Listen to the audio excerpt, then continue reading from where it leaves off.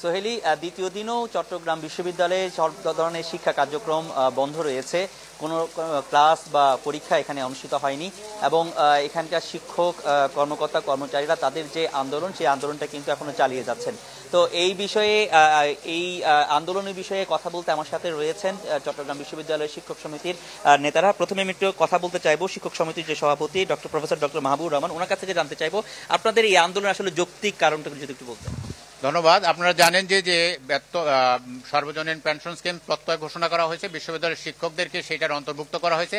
আমরা মনে করি যে এতে একটা বৈষম্য তৈরি হবে, একই বিশ্ববিদ্যালয়ের শিক্ষকদের মধ্যে বৈষম্য সৃষ্টি হবে এবং শিক্ষকরা পূর্ববর্তী পেনশনের যে সুবিধাটা পেতেন সেটা থেকে বঞ্চিত হবেন, তারা ক্ষতিগ্রস্ত হবে। এটা বিভিন্ন পত্রপত্রিকা আসছে, আমরা বিশ্লেষণের মাধ্যমে সেগুলো তুলে ধরেছি। ধন্যবাদ আপনাকে। আরেকটা বিষয় একটু জানতে চাইবো, প্রফেসর ABM আবু নোমান, উনি সাধারণ সম্পাদক শিক্ষা সমিতির। এর কারণে বিশ্ববিদ্যালয়ের শিক্ষা কার্যক্রম বন্ধ রয়েছে, সেটা আসলে আপনার যে ক্ষতি হচ্ছে সেটা কিভাবে পুষিয়ে দিবেন?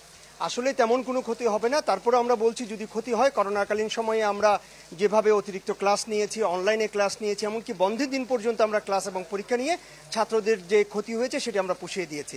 আমরা এখনও বদ্ধপরিকর, আমরা অতিরিক্ত ক্লাস নিয়ে, অনলাইনে ক্লাস নিয়ে যদি ছাত্রদের কোনো ক্ষতি হয় সেটি আমরা পুষিয়ে দিতে পারবো। ধন্যবাদ আপনাকে।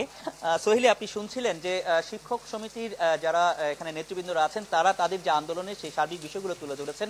আমরা সার্বিক যে এখানকার ছাত্রদের সাথেও কথা বলেছি, যদিও তারা সেশন জট সহ নানা বিষয়গুলো নিয়ে কিন্তু উদ্বিগ্ন, কিন্তু সেই উদ্বিগ্নতা দূর করেছেন শিক্ষক সমিতির নেতারা। তারা বলছেন যে সব ধরনের তারা সহযোগিতা করবেন, তাদের যে আন্দোলন সেটা তারা যদি সফল হয় তাহলে তাদের যে কার্যক্রম তারা সেটি কিন্তু চালিয়ে যাবে। রনি, ধন্যবাদ আপনাকে। দর্শক, চট্টগ্রাম বিশ্ববিদ্যালয়ে শিক্ষকদের কর্মবিরতি নিয়ে বিস্তারিত জানাচ্ছিলেন সহকর্মী রনি দত্ত। নগদের কাছে সব গ্রাহকই প্রিয়, তাই তো সারা দেশে ক্যাশ আউট চার্জ সবচেয়ে কম।